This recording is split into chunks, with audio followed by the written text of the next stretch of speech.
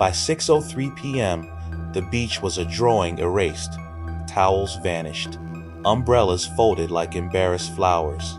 Rowboats pulled their quiet ribs ashore. Officer Brown set a perimeter with yellow tape and calm hands, the kind of calm that borrows time and pretends not to owe it back. News choppers had not yet found the angle, but phones had. Their glow gathered at a respectful distance where fear becomes content. The water where the thing fell had stopped boiling but not thinking. It made small decisions in circles, as if testing words in a new language. The girls kept to the shade behind the rental shed. Latoya watched the lake. Amira watched the people who thought they were watching the lake. Sarah watched Latoya and tried to borrow her spine.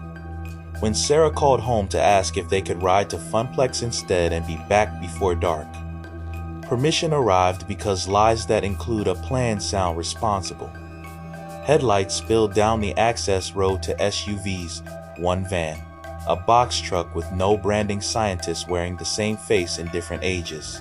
They moved with metal cases and the choreography of men and women who had flown to tragedies before their coffee cooled. Tripods rose, a bright lamp made the world into a stage.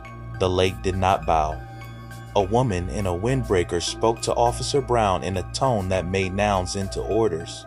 He didn't bristle, only drew a line in the sand with his boot that meant jurisdiction and consequence. He kept his eyes on the water the way a parent watches a crib. Sensors tasted air. Probes slid from poles into shallows, blinked green, then amber. The lead scientist said, "Salinity anomaly," as if that explained faith. Another said, "Conductivity shift." Someone else said, "We might be first." That last sentence had the contour of a prayer. At 6:27, fish began to surface drought like old coins rising from a pocket. Their gills feathered, mouths made soft zeros. The nearest scientist leaned in with mercy and took a reading that promised a paper later. The reading ate the instrument. A curl of something, not smoke, not steam, lifted from the lake and examined the lamp.